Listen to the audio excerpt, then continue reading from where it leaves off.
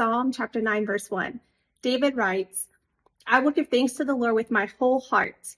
I will recount of all your wonderful deeds. Now, David tells us in verse 13 of this same psalm that he's facing affliction. And what is he doing? He's worshiping God.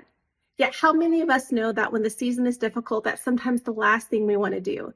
I'm in the hardest season of my life right now. And on Sunday, actually this week, I was getting ready for church. Now, normally I want to listen to worship music, but I was so discouraged, I didn't even want to put on the music.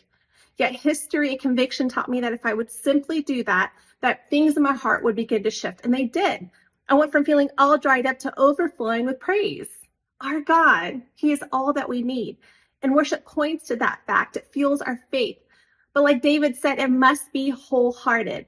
God isn't satisfied with part of your heart where the other parts are tied up in relationships, idols, and the world. No, He wants all of it, not just half of it. Spurgeon wrote that a half heart is no heart. So the question you have to ask yourself today is, am I worshiping God with a full and total heart? Today, maybe like David, that looks like simply telling someone about our amazing God and recounting His faithfulness, because you know what? That's a sign of worship too. And what it does is it strengthens our hearts and it fuels other people's hearts. Dear friend, you could probably tell me 1,000 moments God has provided for you, but I want you to think about the most prolific one. And I want you to know that God is just as full and good in this very moment, no matter what the season looks like, as He was in that moment. He always has been and He always will be. So will you trust Him? Will you worship Him with all your heart and let that overflow out into your life today? Because our God is worthy to be praised. Amen.